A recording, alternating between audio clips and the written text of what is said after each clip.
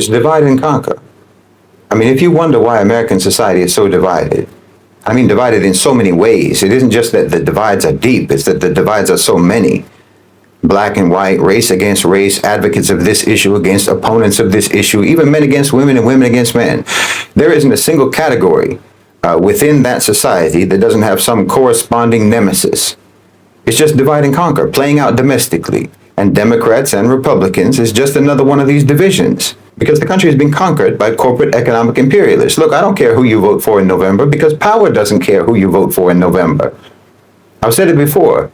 If you imagine that unelected power of the private sector is going to entrust the public with deciding how things are going to be run and who's going to run things, then you're living in a fantasy. It's absurd. America has subverted, sabotaged, and strangled democracies all around the world. They've been interfering with, tampering with, rigging elections across the globe for decades, from Haiti to Honduras, from Italy to Iran, from Syria to South Africa. They've toppled governments, assassinated elected officials, fixed elections, bribed and bullied and bulldozed democracies on every continent for a century. They don't think that any population in any country in the world can be trusted to elect leaders who will safeguard the interests of the American elite. So what makes you think that they're going to trust you with that power? They rig elections and install whoever they want in country after country, but somehow you think that they're not going to do that in your country. Why, how naive can you be? Listen, the election cycle in America is nothing but a mechanism for what you can call the campaign industrial complex, whereby billions upon billions of dollars of contributions, your money, are funneled into the private sector. I mean, when you donate to a politician or you donate to a candidate, where do you think that money goes? It goes directly to business.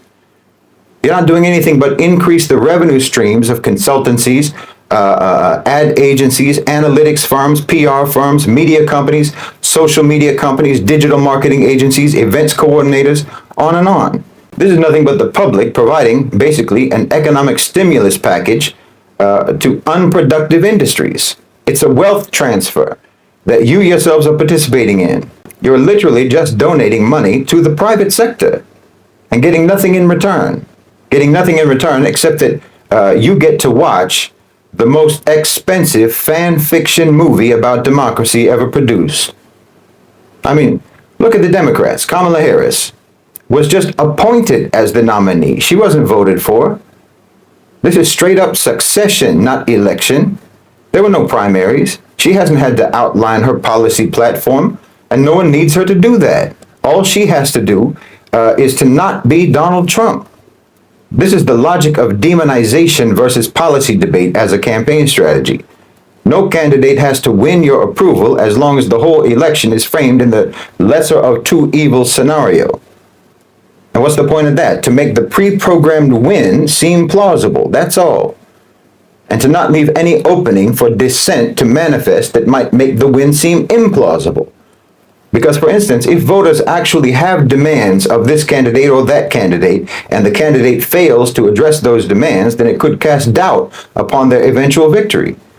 And inevitably, if a candidate does address voter demands, well, that will always end up alienating some other faction of voters. So we don't talk about issues. We don't talk about how to deal with issues. We just rally behind our party's candidate in lockstep, because the other party's candidate is literally the devil incarnate. When you're operating in the lesser of two evils framework, you're always going to have decidedly low expectations of your chosen candidate, and that's perfect when the election is already fraudulent in the first place. So this uncomplicates the rigging process. Yes, I said rigging, and don't think for a second, don't you imagine that that's a conspiracy theory, that the U.S. rigs elections. But between 1946 and 2000, America is documented to have interfered with, tampered with, malignly influenced or outright rigged at least 88 elections from Europe to Latin America to Asia to Africa. So again, if you think that they'll do this everywhere else, but your so-called democracy is pristine, I would have to ask you why you think so. Why would it be more important to the power structure to control the outcome of an election in, say, Guyana, than it would be for them to control the outcome of an election in the United States of America? Because yes, Guyana is one of the countries where America rigged elections in the past.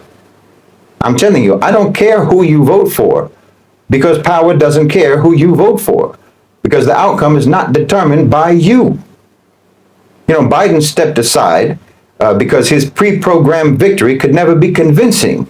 But look, Biden himself, the fact of Biden, a man who is literally in late-stage senility, a man who is visibly disintegrating before our eyes, the very fact that he was not only president, but was absolutely going to be run for another term, despite being a cadaver on strings, that should let you know that power does not reside in that office.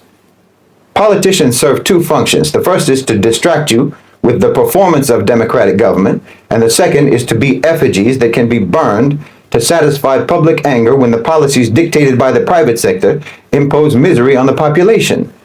So when an American asks me who should they vote for, or when they say that this one is better than that one, or at least not as bad as that one, and what do I think, and so on and so on and so on, well, you may as well be asking me about which Marvel superhero is better than the other, because you're not talking to me about figures who have any real significance with regards to policy. You're not talking to me about figures who actually exert any control over anything. You're not talking about the real existing power structure. You're asking me to give you an opinion about a fictional scenario in which your government wields independent power. As long as you're fixated on this charade, there's no danger whatsoever of you ever having any impact on policy. You're just facilitating and collaborating with the divide and conquer tactics of the owners and controllers of global financialized capital. And I don't know how you can be so propagandized, to be honest. I don't know how you can be so propagandized that you can't even notice that actually your own media does tell you every day that the government is not in charge. I mean, how many times have you read, or how many times have you heard in the media, the market will decide? We'll have to see what the market does, and so on. Well, when they say the market, they don't mean you and I. They mean big business, multinational corporations, asset managers, stock market whales, not voters, not citizens, not Democrats, and not Republicans. You live in an oligarchy, and your so-called democracy is only performed as a distraction to keep you from noticing that fact. Now, for this election in the U.S., as I've said, Harris and Trump are just mascots representing two different factions of the OCGFC. And it's going to be just like what happened in Venezuela. The only way that Trump can win is by trying to out-rig the election rigging of the Democrats. But the Democrats are the incumbents, like Maduro was. So they have the advantage of overseeing the succession, and Harris is likely to win. The only thing that Trump can do is to try to boost his own popularity to the point that Harris's pre-programmed victory looks less plausible. But like I said before, it's not musical chairs, where both candidates are walking in circles around the chair until the music stops, and then they have to race for the seat. Kamala is already in the seat, just like Maduro, and it's harder to get someone out of that seat than it is to just sit in it. So it looks like the neocons will probably stay in the White House. And that just means that the real battle between the military-industrial complex OCGFC and the global-oriented OCGFC, that battle is just going to go on a while longer. But if you're fool enough to think that you have to drop everything in order to ensure that Kamala Harris will win and Trump will lose, well, then you're literally like someone who can watch those old Roadrunner cartoons and still get worried and anxious about whether or not the coyote is going to catch him.